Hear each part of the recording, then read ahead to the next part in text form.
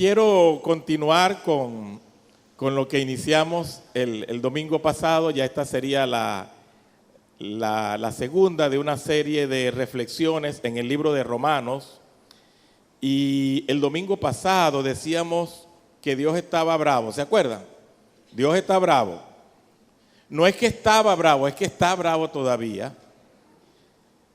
Por aquel texto con que Pablo inicia su argumento en el capítulo 1, que dice la ira de Dios. Esa es la frase que él usa, la ira de Dios está sobre toda la humanidad, por lo que la humanidad ha hecho, que le ha desobedecido. Entonces Pablo en el capítulo 1, capítulo 2 y capítulo 3, hasta la mitad, gracias mi linda, hasta la mitad del capítulo 3, Pablo está diciendo que Dios está irado. Utiliza 3 capítulos o hasta la mitad del 3 para decirnos eso. Y Dios está irado con todos, no importa raza, no importa su credo, si tiene alguna religión, no importa dónde vive, no importa la edad, Dios está airado. ¿Y por qué Dios está airado? Él lo explica allí en capítulo 1, en el versículo 18 y 19 del capítulo 1, porque Dios manifestó su deidad, manifestó quién era Él como Dios a través de las cosas creadas, y el hombre cambió esa verdad de Dios, la tergiversó por su propia mentira, y se hicieron dioses, y se postraron ante esos dioses, buscando entonces respuestas a sus interrogantes, en lugar de buscarlas en el Creador. Ellos construyeron su propia respuesta. Pablo dice que se envanecieron en sus razonamientos y su corazón fue entenebrecido. Entrando entonces, como consecuencia de eso, en un ciclo de autodestrucción. Porque el hombre entonces es violento, el hombre entonces es inmoral, el hombre entonces se daña a sí mismo y daña a todos los que lo rodean. Y basta solamente con abrir una ventana a lo que está pasando en sociedad, leer la prensa, ver la televisión, o inclusive en las mismas películas que a veces vemos o series, vemos cómo la humanidad está tan devaluada en ese ciclo de autodestrucción que empieza con esa búsqueda de respuesta fuera de la voluntad de Dios. Y es interesante que a pesar de que Pablo demuestra que ninguna persona se salva de ese juicio divino, a la mitad del capítulo 3, él dice, pero ya va, no todas son malas noticias, no todas son malas noticias. Resulta que Dios mismo estableció una forma en que podemos librarnos de ese castigo, de ese juicio y de esa ira. Y es a través de la fe. Si nosotros tan solo tuviéramos fe, Dios puede librarnos de ese juicio. Y él coloca en el capítulo 3 a Abraham como un ejemplo de alguien que por la fe creyó en Dios y fue librado del castigo. Fue librado del castigo. La frase que usa Pablo allí, segunda parte del capítulo 3, dice: Abraham fue justificado por la fe. Esa es la expresión que usa. Y explica un poco cómo sucedió eso.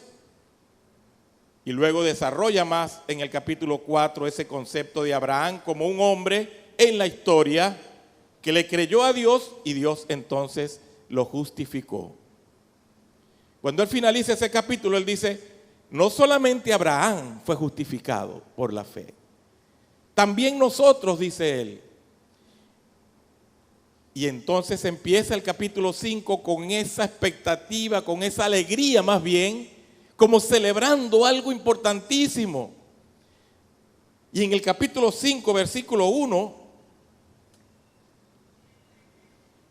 que ahí es donde quiero empezar mi reflexión sobre el texto bíblico, utiliza una frase que todos deberíamos memorizar. Todos deberíamos saber de memoria Romanos 5:1. Dice el apóstol Pablo, justificados pues por la fe, tenemos paz para con Dios. por medio de nuestro Señor Jesucristo. Esa es la declaración de Pablo. Miren, esa no es cualquier cosa que Pablo está diciendo allí. Es una frase cargada de gozo, de júbilo, de alegría, de agradecimiento. Y ahora vamos a ver por qué. Entonces yo quiero reflexionar en este capítulo 5, los primeros versículos del capítulo, para darnos una idea de por qué Pablo está tan agradecido, tan alegre, tan lleno de gozo por estas buenas nuevas. Justificados pues nosotros también por la fe tenemos paz para con Dios. Y el medio que Dios utilizó para traer esa paz fue nuestro Señor Jesucristo. Déjenme iniciar un poco con esa expresión de alegría y agradecimiento. ¿Ustedes creen que Jesucristo, nuestro Señor, le es igual si usted le expresa agradecimiento o si no le expresa agradecimiento? Para Jesús da lo mismo si usted le agradece hoy, en la mañana, o si no le agradece porque se le olvidó, para Jesús será igual. ¿Le es indiferente a Jesús las expresiones de gratitud de su pueblo, si lo hacen o no? Llegó a mi mente cuando me hice esta pregunta el texto de Lucas 17, cuando Jesús sana a 10 personas que tenían lepra. La lepra es una enfermedad fuerte porque la piel se llena de llagas. La persona pierde, cuando le descubren la lepra, entonces pierde su trabajo, pierde su familia incluso, porque lo tienen que aislar a vivir en comunidades fuera de las ciudades. Le colocan unas vendas para que no se le vea tan feo esas llagas abiertas, y él tiene que colocarse unas campanas y tiene que gritar a donde quiera que él va, leproso, leproso, para que la gente se aparte cuando él tiene que ir a un cierto lugar donde hay personas que no tienen lepra. Es una enfermedad terrible. Te aísla de la sociedad, te quita lo que tienes, te pone a vivir prácticamente en la ruina y en la miseria. Tú podías ser un gran hacendado, una persona con mucho dinero, pero en lo que se te descubría la lepra, hasta ahí llegó tu vida social.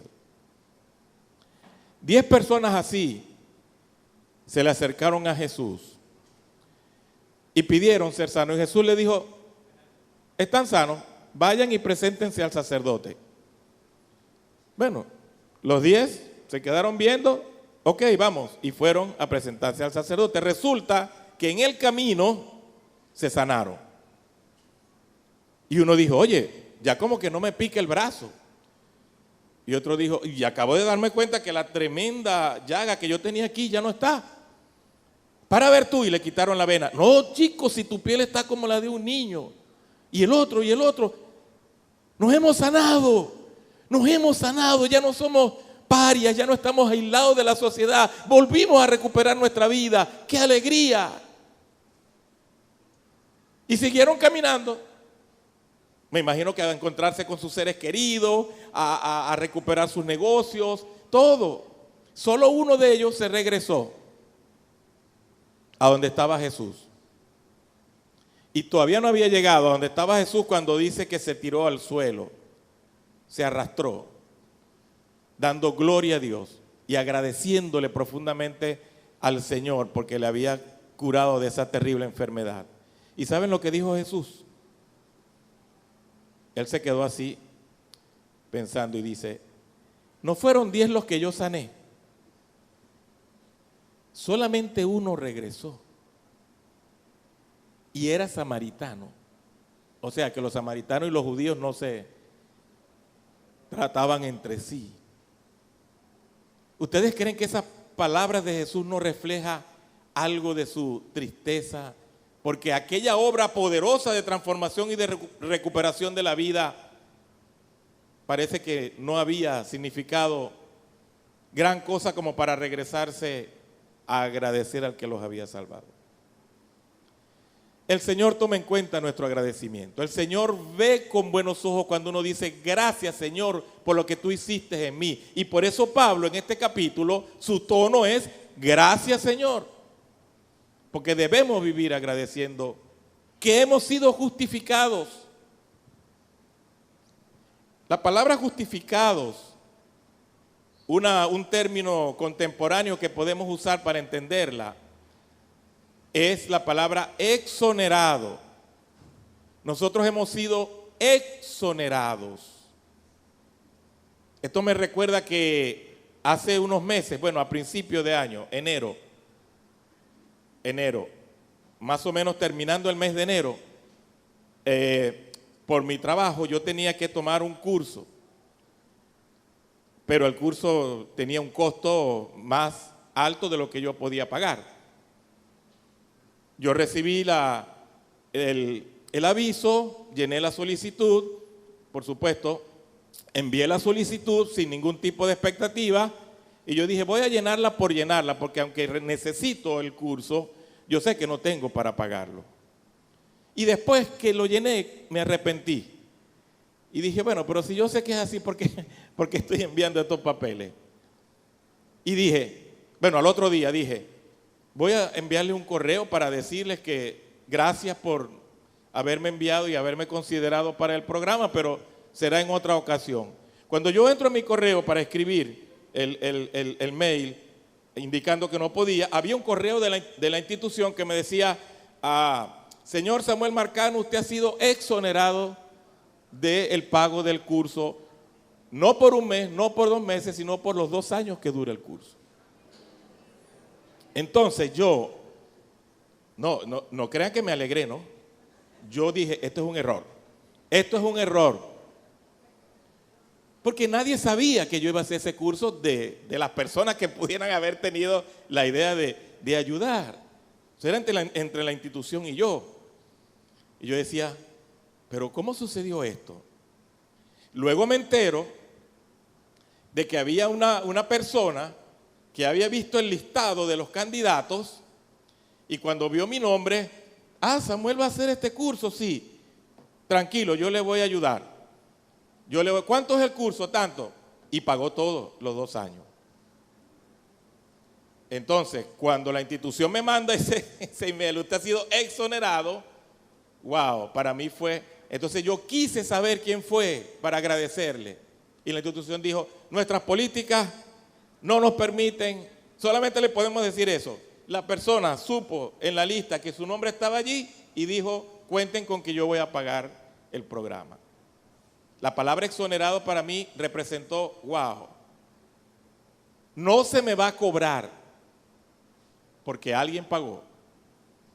Y ahora yo puedo entrar con libertad a todas las clases, sin temor que me van a botar, que me van a sacar, que estoy coleado, no, alguien pagó.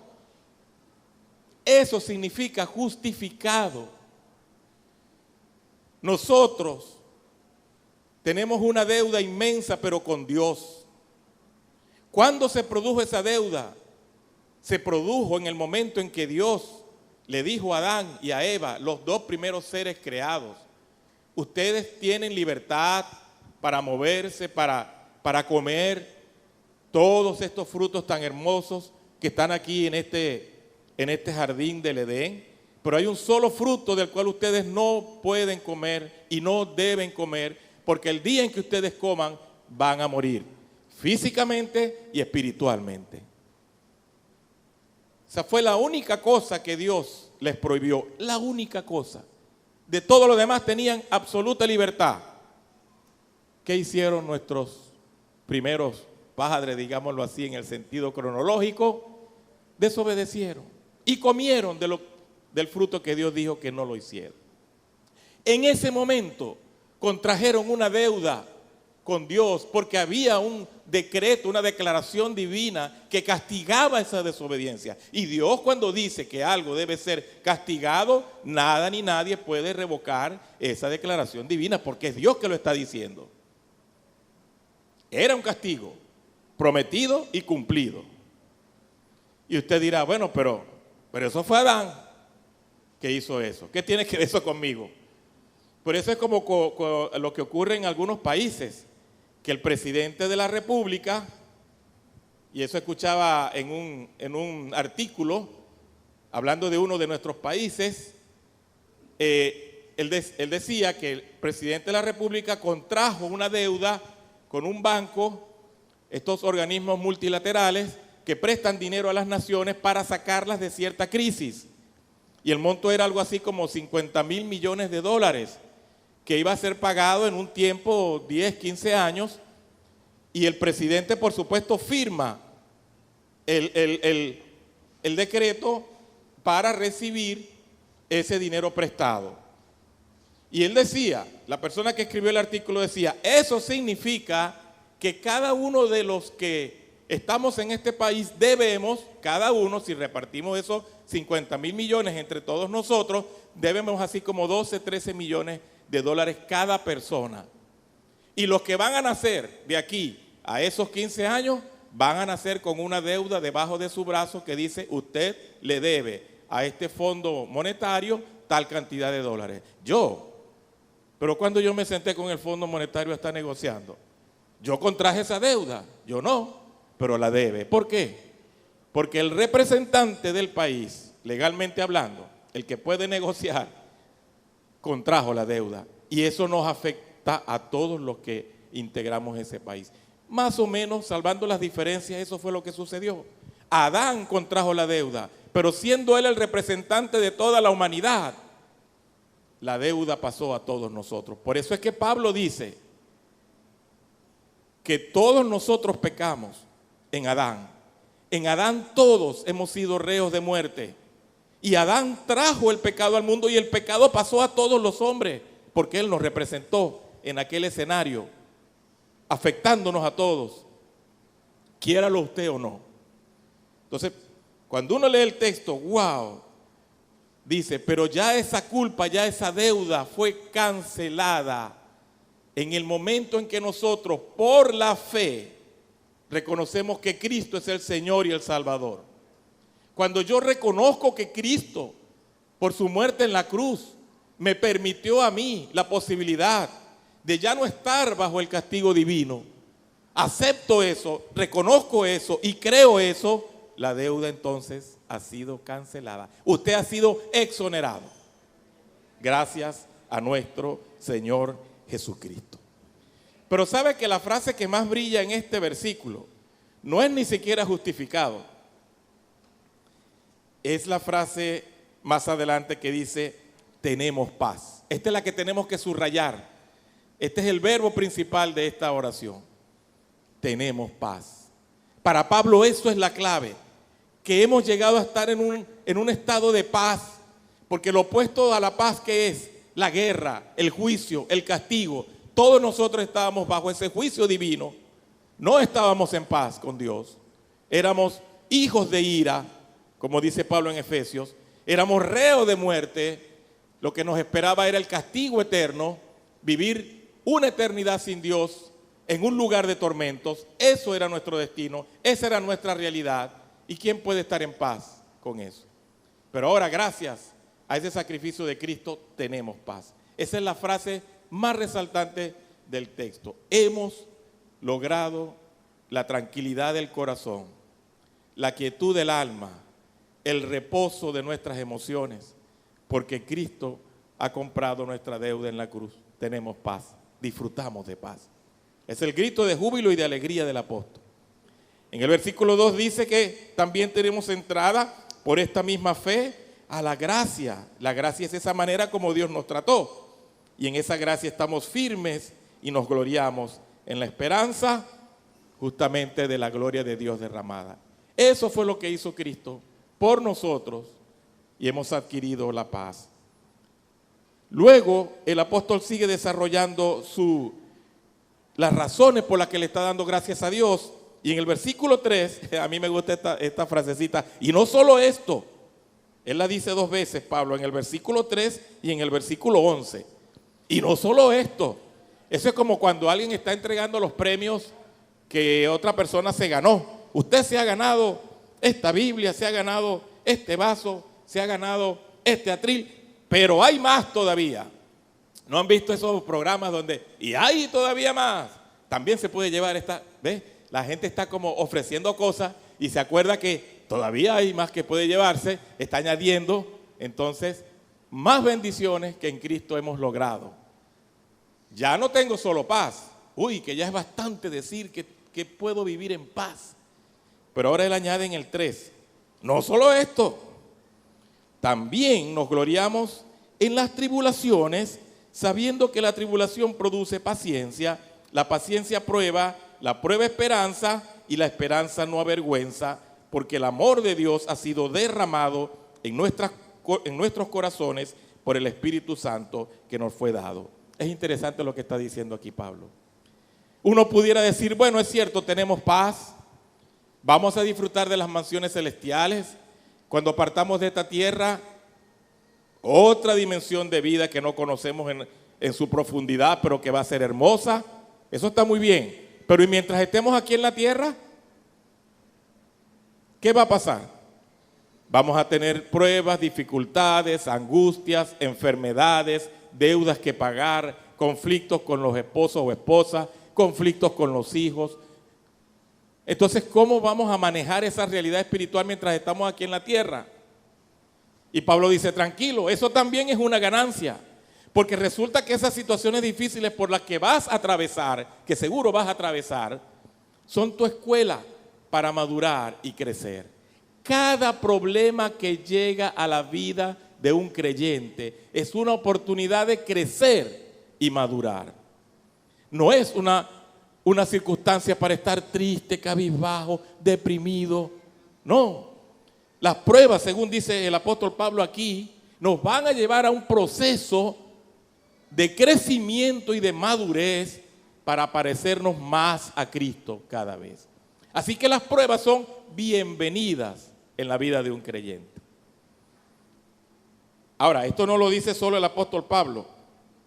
Por ejemplo, Santiago, en su carta, en el capítulo 1, en el versículo 2 dice, hermanos, tengan por sumo gozo cuando ustedes se vean rodeados de prueba, porque la prueba produce paciencia. Y la paciencia produce una obra perfecta para que ustedes sean maduros y cabales, sin que les falte nada. Es el mismo concepto, pero es otro escritor, es Santiago. Y Pedro, en su segunda carta, también en el capítulo 1, a partir del versículo 5, dice lo mismo. Añadan a vuestra fe virtud, a la virtud dominio propio, al dominio propio, y así va siendo una especie de cadena o de escaleras donde el creyente va subiendo peldaños hasta llegar, dice él, a esa madurez plena. No hay atajos en la vida cristiana. Tenemos que subir esas y no otras escaleras para ser personas maduras. Y la prueba es fundamental, es el criterio por excelencia para ayudarnos a madurar. Entonces no vemos la prueba como un enemigo. Señor, quítame esta prueba. No aguanto a este esposo. ¿Hasta cuándo, Señor? Dígame estos hijos que ya me sacaron canas. Tengo que tomar pastillas. Tanto que invertí en ellos y mira lo mal agradecidos que son. Señor, llévate a este vecino. ¿Te lo llevas o yo te lo mando, Señor? Ya no puedo más. No me da más. Padre, mira esta materia en la universidad. Y me tocó con ese profesor. Que yo lo evité. Me tocó el profesor. ¿Se dan cuenta que a veces las pruebas nosotros las verbalizamos como cosas que queremos que desaparezcan rapidito de nuestra vida? Mientras que Dios las ve como escuelas para ayudarnos a madurar. Entonces, la actitud de un creyente frente a la prueba es, Señor, ayúdame a disfrutar esta prueba. Ayúdame a sacarle el máximo provecho viendo cómo tú me guías a través de ella. Dame convicción que estás a mi lado, porque tú nunca me abandonas. Y yo sé que esta prueba, por supuesto, tendrá un final. Yo no lo veo ahora, pero yo quiero que mientras dure, de mi boca haya gratitud. De mi boca haya un gloria a Dios. De mi boca haya una paciencia especial para soportar. Eso quiero, Señor.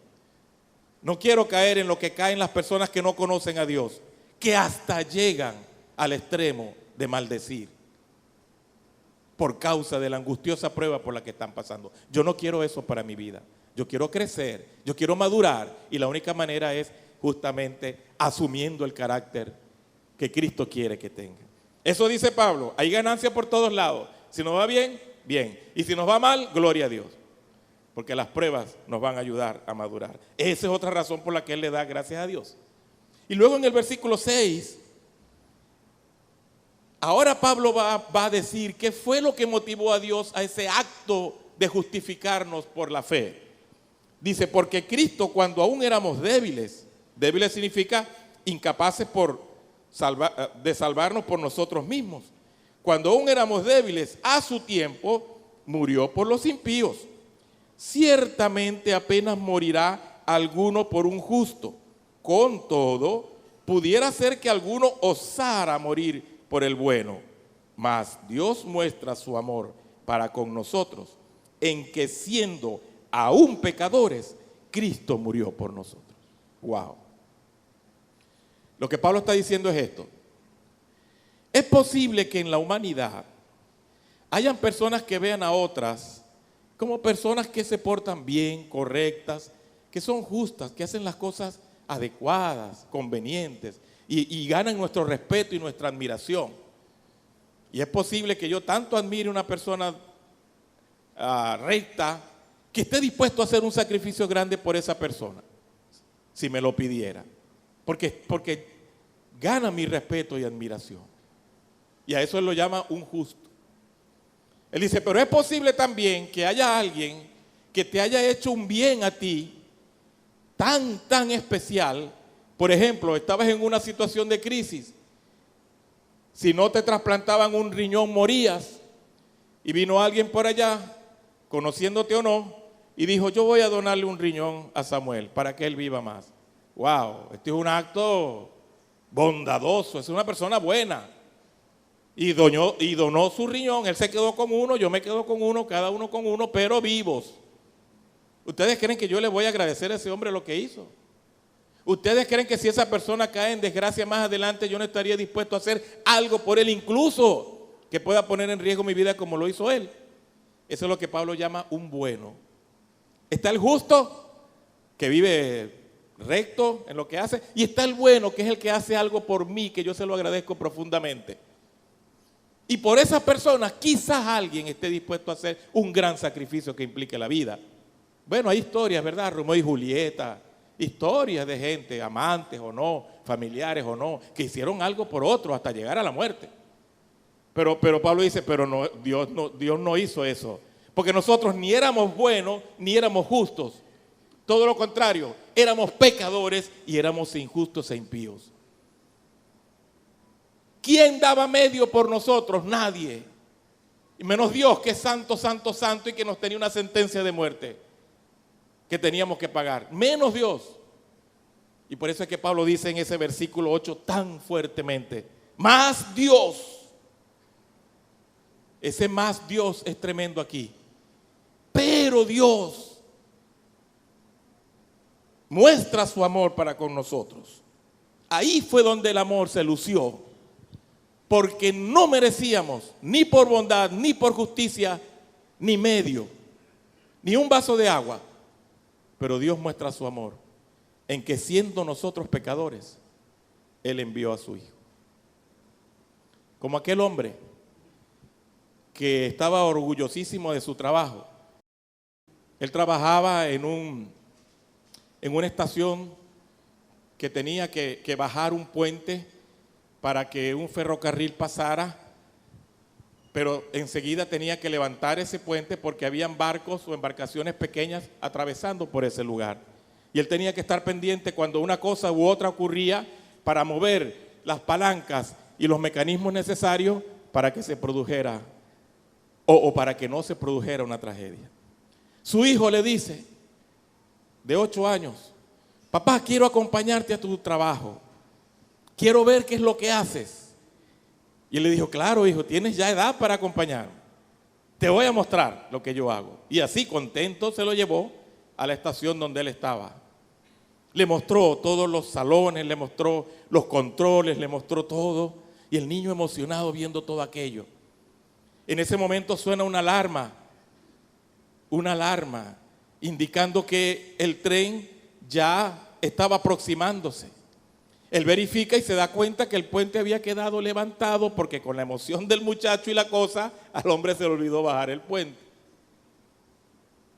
Y él corrió, por supuesto, a donde tenía que estar y empezó a mover los mecanismos para que el puente pudiera bajar y el tren pudiera pasar, porque si no iba a haber una tragedia, muchísimos pasajeros iban a morir. Cuando él está en ese proceso con las palancas necesarias para que ocurriera, entonces se acuerda de su hijo y empieza a buscarlo. ¿Dónde está? ¿Dónde está mi hijo? Y se da cuenta que el niño quedó atrapado en los engranajes principales, que eran los que hacían bajar el puente. A él un frío le recorrió el cuerpo desde la cabeza hasta los pies, viendo que la criatura de 8 años estaba enredada en los engranajes, y él por un momento detuvo su mano en la palanca y pensó, ¿qué hago? Si sigo con el proceso para que el puente baje, por supuesto la gente del tren se va a salvar, pero sé lo que le va a pasar a mi hijo, va a morir. Si lo detengo para salvar a mi hijo, que es mi instinto de padre, lo voy a tener conmigo, pero más de 300 personas van a morir. Después de ese rápido pensamiento, él decidió bajar el puente. Y él no quiso ver, porque él sabía lo que estaba sucediendo allá. Se quedó viendo al frente, con firmeza bajando las palancas. Por fin el puente cae, se estabiliza y el tren pasa. ¿Y saben lo que él vio en el tren? Cuando el tren pasaba, porque tenía una visual buena para observar adentro a los pasajeros. Habían personas peleando, habían unos jóvenes drogándose, había una pareja discutiendo fuertemente y bataqueando vasos en una mesa. Todas las personas dentro del tren no solamente ignoraban la tragedia de aquel hombre y el inmenso sacrificio que él hizo para salvarlos, sino que la conducta era totalmente reprobada. Y como que él pensara, ¿valió la pena? ¿Son dignas estas personas de lo que yo acabo de hacer? Eso nos da una idea más o menos de lo que Pablo está diciendo aquí. Nosotros no éramos dignos de la misericordia y el amor de Dios, porque el pecado nos hace portarnos como esa gente dentro del tren. Rencillas, celos, chismes, mentiras, odio. Y Dios nos vio en ese estado. Dios sabía que éramos así. Y con todo y eso, decidió que Jesús muriera por nosotros. Entonces Pablo dice, Dios muestra su amor en ese acto. Cristo murió por nosotros en una condición deplorable. Y termina el apóstol con los últimos 3 versículos, dándonos una palabra de seguridad de que ese acto de Dios a través de Jesús garantiza nuestra salvación, lo cual es muy importante. Dice, pues mucho más, versículo 9, estando ya justificados en su sangre por él, seremos salvos de la ira. Porque si siendo enemigos fuimos reconciliados con Dios por la muerte de su Hijo, mucho más estando reconciliados seremos salvos por su vida. Y no solo esto, sino que también nos gloriamos en Dios por el Señor Jesús, por el Señor nuestro Jesucristo, por quien hemos recibido ahora la reconciliación. Lo que está diciéndonos Pablo aquí es, hermanos, es verdad que tenemos paz gracias a lo que Cristo hizo en nosotros.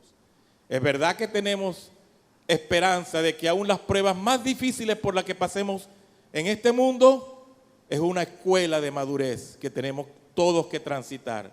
Es verdad que Dios hizo eso no porque nosotros lo mereciéramos. Éramos totalmente indignos de su amor, pero Él lo hizo por amor. Pero también es verdad que tú tienes que estar seguro y tranquilo que tu salvación está completamente asegurada en las manos de Dios. ¿Saben por qué eso es importante para Pablo? Bueno, más adelante en la carta él lo va a ampliar. ¿No les ha pasado a ustedes que en algún momento ustedes dicen, ¿será que yo soy verdaderamente salvo?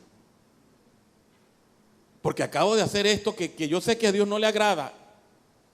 Y uno se siente pesado, uno se siente que Dios está esperando para castigar y Dios está listo para que nuestra salvación ya no vale. Y hasta algunos me han preguntado, hermano, si Cristo viene en este momento y yo estoy peleado con mi esposa, Cristo viene en este momento, ¿yo voy a ser salvo o no? ¿No les ha pasado que en algún momento dudan de su propia salvación? ¿No les ha pasado que a veces bajan la cabeza y ni siquiera quieren orar porque temen que Dios los está viendo? Yo te conozco, sé lo que hiciste, estás en la picota, estás listo para recibir el puño de Dios. Muévete un poquito más a la derecha para que veas lo que te va a pasar. ¿Tú crees que te vas a ir al cielo cuando mueras? ¿No les ha pasado o no han escuchado ese tipo de voz? Por eso Pablo termina este párrafo así. Hermanos, si ya estamos justificados por la sangre de Cristo, ¿no seremos salvos de la ira de Dios ahora? Ya esa ira no está sobre nosotros. No podemos confiar en que esa ira ya ha desaparecido y que Dios no nos ve con esos ojos de fuego encendido que quieren destrozarlo todo. Él cambió esos ojos y esa mirada. Recuerda esa frase, si las miradas mataran, ya tuviéramos un cementerio aquí. La mirada de Dios ahora no es de ira hacia ti, hermanos, es de amor a través de Cristo. ¿Sabes? Él te ama y Él te ve. Aún en tu debilidad y flaqueza, Dios no te ve con ojos de ira para destruirte. Al contrario, Él extiende ahora su mano y te dice, ven, te puedo perdonar, puedes limpiarte el polvo de tu ropa y seguir en comunión conmigo. Porque soy tu padre ahora. Era tu juez inclemente, ahora soy tu padre. Abrázame, sigamos adelante, no estás perdido. No obstante, quiero hacer una distinción entre un cristiano que peca y una persona que se dice ser cristiana que vive en pecado. Hay una diferencia, ¿no? Y doctrinalmente es bueno aclararlo. Un cristiano que peca es una persona que ha conocido a Cristo como Señor y Salvador, que ha creído en Él de todo corazón y que puede verse en algún momento sorprendido por alguna falla, como dice Gálatas 6:1.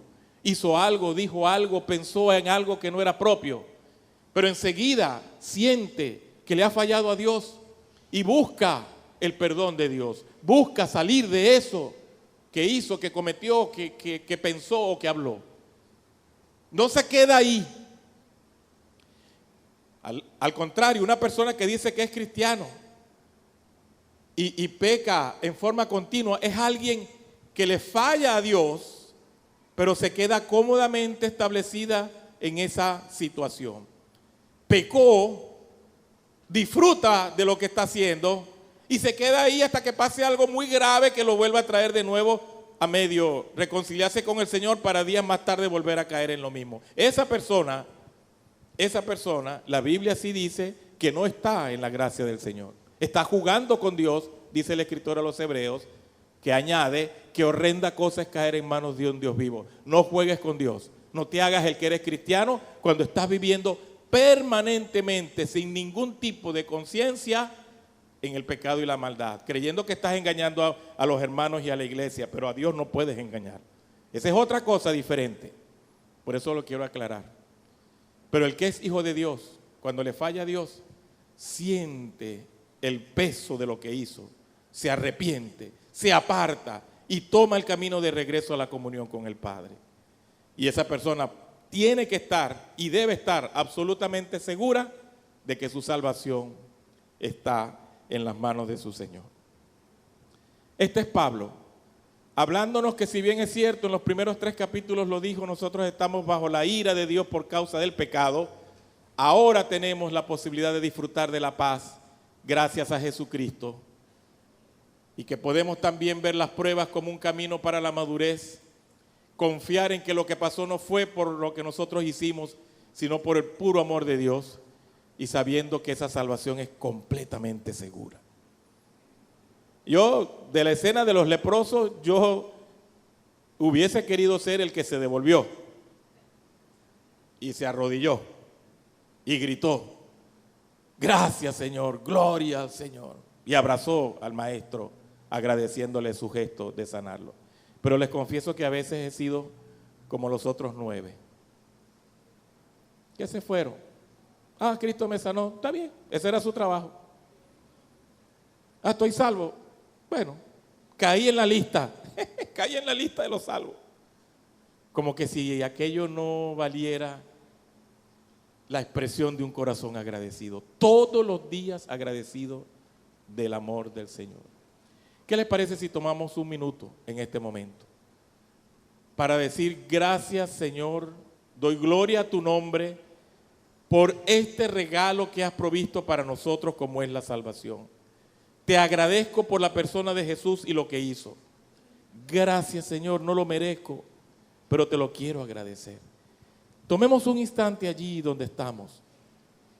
Elevemos nuestro corazón a Dios y hagamos de esta oración el gesto del leproso que se regresó, diciéndole al Señor que estamos muy agradecidos por su obra en la cruz.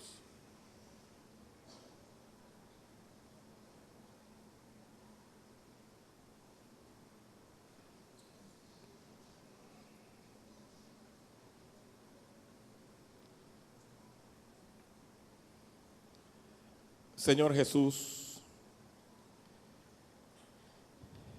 Dios hecho hombre, que vino a esta tierra con una misión muy clara, profundamente compleja y difícil, profundamente dolorosa también, y si uno lo ve desde la perspectiva humana, desgarradora. Pero que lo hizo por amor, lo hizo por ese profundo deseo de ver a la criatura que estaba perdida, hallarla y llevarla de nuevo a la casa del Padre. La criatura que éramos nosotros, pecadores, tristes, afectados, desorientados, dando vueltas de aquí para allá, buscando la solución donde no está, darle un sentido de vida. Cada gota de sudor, cada gota de sangre derramada por ti, Jesús, claro que ha valido la pena, porque estamos aquí hoy diciéndote gracias, Señor. Muchas gracias. Gracias porque tenemos paz con el Padre. Gracias porque ni siquiera las pruebas, las tribulaciones nos apartan del amor de Dios. Gracias, porque no tomaste en cuenta quiénes éramos para enviar a Jesús. Al contrario, a pesar de lo que éramos, lo enviaste. Y gracias porque esta seguridad que tenemos, como dice Pablo más adelante, ni los ángeles, ni los principados, ni nada, Señor, podrá apartarnos de ese amor, y eso nos da una tremenda seguridad, que a pesar de que te hemos fallado algunas veces, a pesar de que no hemos caminado totalmente recto en ocasiones, ahí estás tú dispuesto a perdonarnos, a levantarnos y a seguir el camino con nosotros. Gracias también por eso. Entonces recibe, oh Señor, en esta mañana nuestra oración de gratitud, porque lo hacemos con humildad de corazón, en el poderoso nombre del Señor Jesús. Amén. Que Dios nos bendiga a todos, amados hermanos. Él sea con nosotros.